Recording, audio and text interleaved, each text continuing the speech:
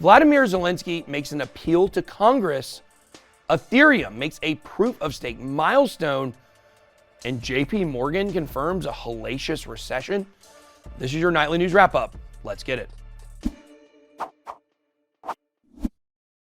I'm proud to greet you from Ukraine, from our capital city of Kyiv, a city that is under missile and airstrikes from Russian troops every day. But it doesn't give up. And we have not even thought about it for a second. Just like many other cities and communities in our beautiful country, which found themselves in the worst war since World War II. Ukrainian President Vladimir Zelensky addressed Congress earlier this morning.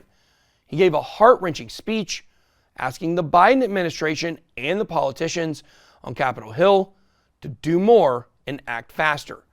To drive his message home, he asked us to remember Pearl Harbor, when the skies went black the morning of December 7th, 1941.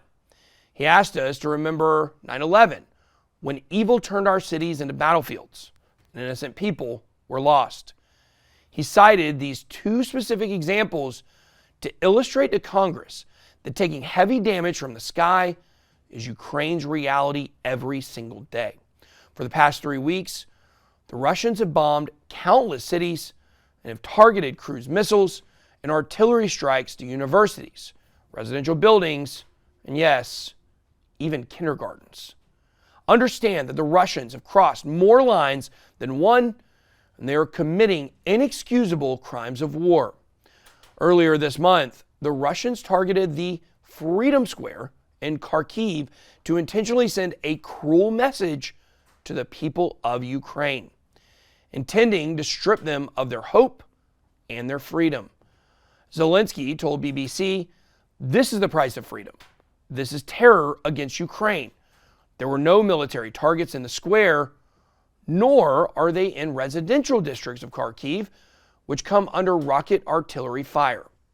Zelensky cited this example to Congress as well and pleaded for them to help him to impose a no-fly zone over Ukraine to prevent further civilian deaths. Is this a lot to ask for, to create a no-fly zone over Ukraine to save people? Is this too much to ask? Humanitarian no-fly zone, something that that Russia would not be able to terrorize our free cities. Understand the gravity of this conflict. Without even acknowledging the life lost and the damage done, this war has created the largest refugee crisis in over 50 years, causing around 3 million people to flee their homes in an effort to find a safe place to weather the storm.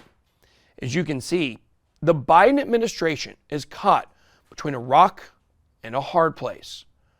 Although Biden has recently signed a $1.5 trillion spending bill, which includes $13.6 billion in aid to Ukraine, Biden is currently opposed to Zelensky's request to provide fighter jets, since that would directly implicate us into war with Russia.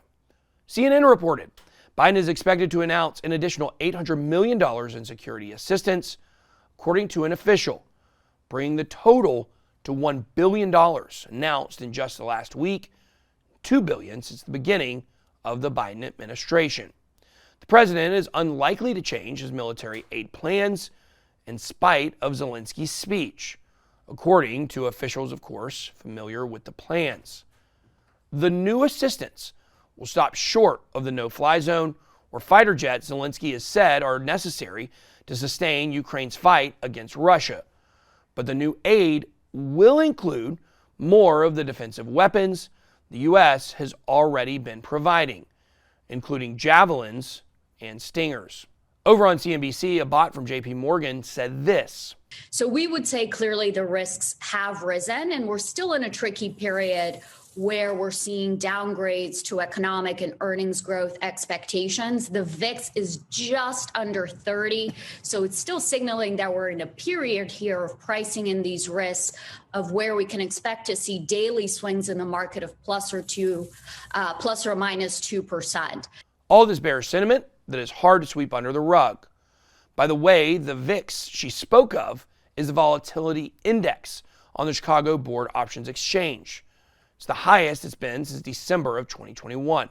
Do you think that we ever go into an unfriendly period for stock prices akin to some that we've seen historically where, inflation stays relatively high and, interest rates continue to keep going up and growth, that stifles growth, that growth isn't all it could be either, or are we past those business cycles? Because stagflation is the worst thing that you can imagine.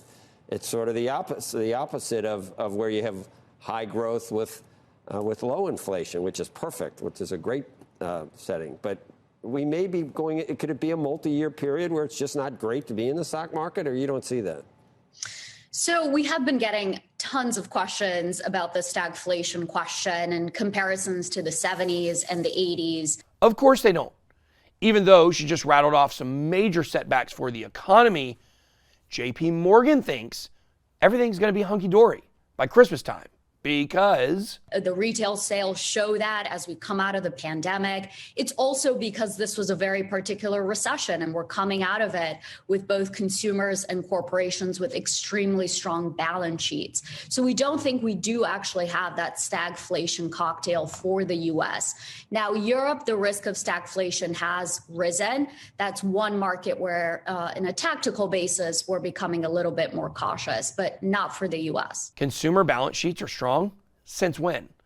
Maybe on paper, your house has appreciated in value and your car has.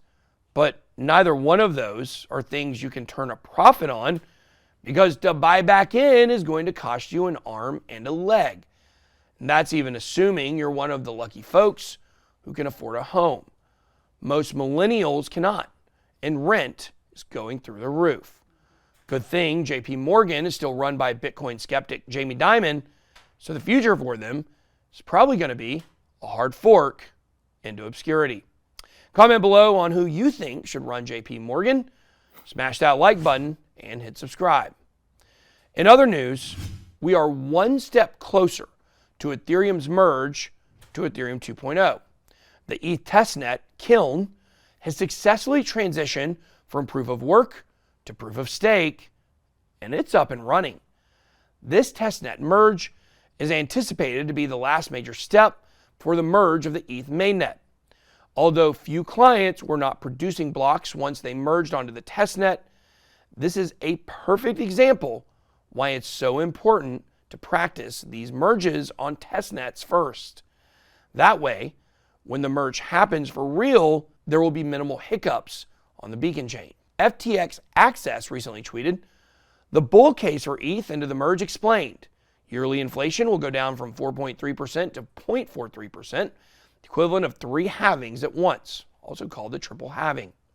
The market has responded to the rollout of this testnet since gas prices have dropped significantly. The price of ETH has gone up around 9% in the past 2 days. Most importantly, whales are accumulating.